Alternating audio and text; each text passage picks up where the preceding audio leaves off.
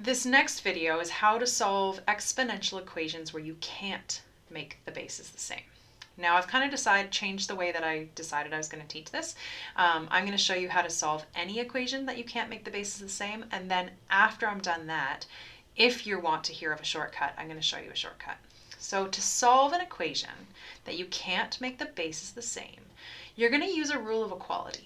And this rule is going to say that as long as you do the same thing to both sides of an equation, you can do whatever you want, really. So what I'm going to do is I'm going to take the log of both sides. So I'm going to take the log of the left, so I'd have the log of 2 to the x, and I'm going to take the log of the right, and I would get the log of 5. Now, why would I do this? Well, I do this because now I have the product rule, which states that anytime you have the log of something raised to an exponent, that exponent come down in front. When I bring that exponent down in front, I end up with x log 2 equals log 5. Well, to solve for x, this is x times log 2, so I'm just going to divide both sides by log 2, and I end up with x equal to log 5 divided by log 2. And then I just have to grab a calculator. So if I grab a calculator, here it is, and I type in the log of 5 divided by the log of 2, I get to 3 decimal places, 2.322. So I want you to notice that even on the last question it said round to 3 decimal places where necessary. The last questions weren't necessary because I actually never touched a log button, so every single answer I got was rational. As soon as you touch your calculator to take the log of any number that can't be like log to the base 10 of 10 or log to the base of 10 of 100. So as long as it's not something that gives you this beautiful, nice number, then you're always going to get an irrational number. And so you're always going to give your answer to 3 decimal places. All right, easy, hey? Let's do the next one. Well, this next one has a couple twists to it. Twist number 1 is that to take the log of both sides, you really want a power equal to a number or a power equal to a power. And here we have 100 times a power equal to a number. So the first thing you're going to do is, how do I get this power, so the e to the 0.08t by itself? Well, you're going to divide by 100. If I divide both sides by 100, I get e to the 0.08t equals 25. Now, let's take the log of both sides. So whenever you're doing this, make sure you isolate your power first, then take the log of both sides. Otherwise, I mean, you can do it, but you're going to have to use some rules that you learned in 5.4 that you're probably not going to want to use. So right now, I'm going to take the log of both sides. I get the log of e to the decimal 0.08t is equal to the log of 25. Now, I'm taking the log of both sides. I can take the log of base anything of both sides. So I can take the log base 10, which is what I've done here, or I could take the log e to the 0.08t equals log of 25. Instead of taking a base 10, I could take a base e. And if I do that, I'm going to show you what happens. So up to me. When I take the log of both sides, I can take the log base 10 of both sides, or I can take the log of anything both sides. If I take log base 10, next step is going to be the same as any other one. I'm going to take my exponent and I'm going to bring it down in front. Okay, that would end up with decimal 0.8t log e equals log 25. And we're going to stick with this one. Okay, now I want to solve for t. T is being multiplied by 0.08 and log e. So I'm going to divide both sides by 0.08 log e on both sides. 0.08 log e. If I do this, I end up with t equals the log of 25 divided by 0.08 times the log of e. Now, I'm not a big fan of this one, but I just wanted to show you that it's going to work either way. So if you take log base 10 of both sides, because that's kind of what you've been trained to do, you're going to end up here. How do I plug this into my calculator? Well, I've got the log of 25 divided by 0.08, also divided by the log of e. So when I type that in, I put log 25 divided by 0.08 divided by the log of e, and I'm going to write e So you have to find the E button on your calculator, and I have to put it to the exponent 1. And I get 3 decimal places, 40.236. So this is if I did it base 10. It's not the most straightforward process. What if I had made the base E? Well, if you look at this one, second step is still going to be the same as the other one. I'm going to take this exponent and I'm going to bring it down in front. Okay. I would end up with 0.08t times log to the base E of E equal to log to the base E of 25. Well, now I hope you notice that when you have log to the base E of E to what exponent is E? Well, 1. So now on the left-hand side, I've got 0.08t is equal to, now log to the base E, to use my calculator, I'm going to write ln, because that's what my calculator will recognize, or I'll recognize in my calculator. So now I'm going to divide by 0.08, and I get ln of 25 divided by 0.08, and then we're going to plug that into our calculator. So the ln, where's my ln? Ln of 25 divided by 0.08, and look at that. I get 40.236. Done. All right, let's go on to the next example. Next example, ignore that, it's going to change.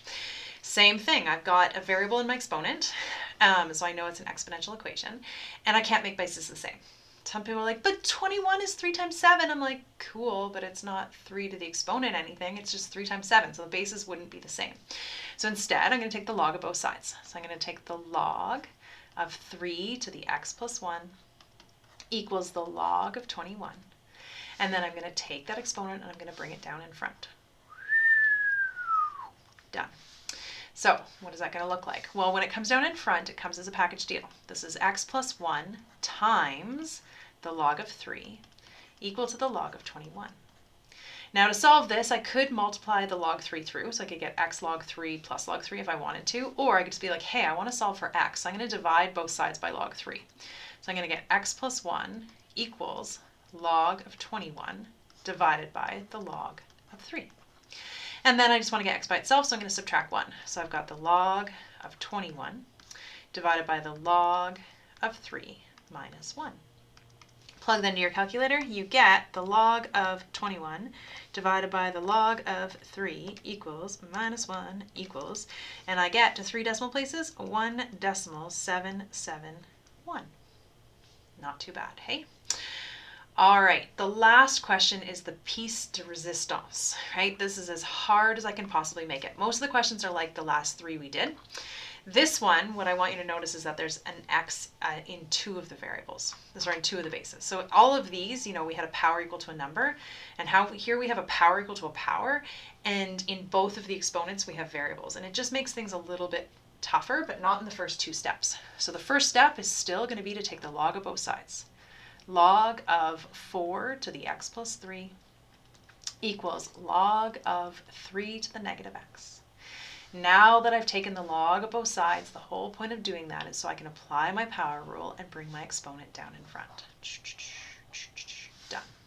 Okay, so what does that look like? Well, I'm going to bring it down as a package deal. I've got x plus 3 times the log of 4 is equal to negative x times the log of 3. Great. Okay. What's wrong with this? Well, the last one we did, we just divided by log 4, and then we ended up with x, and then we just subtracted 3, and we were good. But uh-oh, there's an x over here too. So what I want you to notice is that there's x's. There's 2 terms that are going to have x's. There is only one way to get out of this.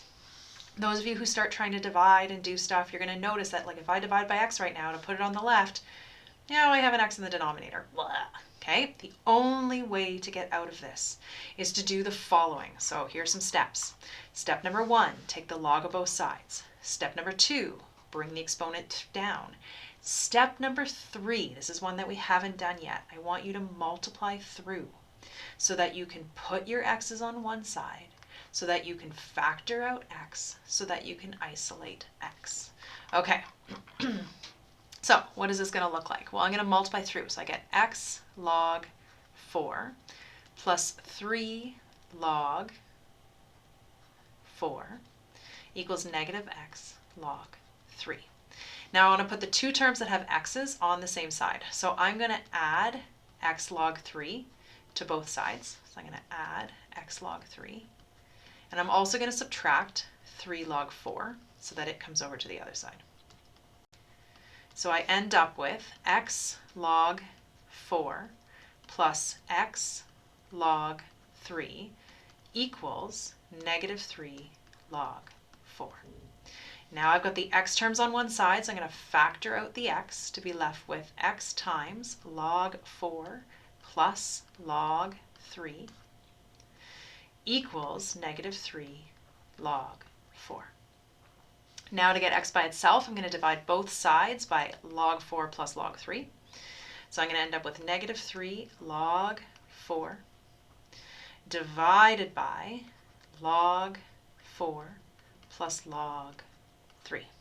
And then I have to type this into my calculator. And honestly, sometimes this is the hardest part. So making sure that you can plug this in properly, it would be negative 3 log 4 divided by bracket log 4 plus log 3 unbracket equals. So if you couldn't understand what I was saying there, the important part is that you're dividing by this operation. You're dividing by log 4 plus log 3. And so you can plug it all in, you should get negative 1.674 as your final answer. All right, so now here is some questions that you can practice, but before you go and do that, now those of you who are like, that's enough, I don't want to learn anything else, just stop the video right now, okay? But if you're looking for a bit of a shortcut, there is another method that you can see or you can use if you are solving exponential equations where you have a power equal to a number. So if you have a single power equal to a single number, you can actually, instead of taking the log of both sides, you can change to logarithmic form, either base 10 or base e, and then solve from there. And what I mean by that is if you have an equation like 2 to the x equals 5, we have a power equal to a number. Instead of taking the log of both sides to bring the exponent down, I could use my knowledge of changing to logarithmic form, which says that the whole point of logarithms is to solve for the exponent. So it'd be x equals log to the base, whatever the base of your power is also the base of your log, so log to the base 2 of 5. And then in my calculator, I need to use my change of base formula to know that this is log 5 divided by log 2. I get the same as what I had over here. I get 2.322. I can make that nicer. 322. And that's it. So when you have a power equal to a number, if you don't want to take the log of both sides, you can change to logarithmic form and skip some steps. Okay, so same thing here. You would still divide by 100 first. So you'd still want it to be e to the 0.08t equals 25. But now, again, when you're changing to logarithmic form, you solve for the exponent, and it's equal to log to the base stays the base of 25. So for me, I'd be plugging into my calculator, t equals the ln of 25 divided by 0.08. It's a bit quicker, right? So I like this as a time-saving tool if you know how to change to logarithmic form. If you don't, just ignore everything I'm saying and do the first method. It works 100% of the time and it's clean and easy. Okay, same thing here. I have a power equal to a number. So I have 3 to the x plus 1 is equal to 21. I could take the log of both sides, or I could recognize that I could take the exponent and it equals log to the base 3, base stays the base, of 21. Now to plug that into a calculator, I'm going to have to use my change base formula to say that this is the log of 21 divided by the log of 3. And then I would just plug in x equals log of 21 divided by the log of 3 minus 1. And I would still get 1.771. Okay, so again, it's not that I ever get different answers, I just get there in a bit of a different way. But I get there like as soon as I got to this step here, right? This is the same as this. It didn't matter how I got there, you get to the same place. So, you know, choose your own adventure. Whereas this one, because it's not a power equal to a number, it's a power equal to a power, there's only one way to solve. I have to take the log of both sides. Okay, because otherwise when you try to change to logarithmic form, if you had, okay, let's say I'm solving for the exponent x plus 3, that would equal log to the base 4 of 3 to the negative x. Oh, I guess I could, right? And then I could bring my exponent down and yeah, no, you could. Right? So even these ones, I don't know if I said that too fast. So if I was doing this one, my base stays, or my exponent is what I'm solving for. And I could pick either exponent, but I'm going to pick x plus 3 because it's more complicated. So x plus 3 would equal log to the base 4 of 3 to the x. And then I could just bring my exponent down. I could say x plus 3 equals negative x log to the base 4 of 3. And then I would have to put my x terms on one side. So I'd get x plus x log to the base 4 of 3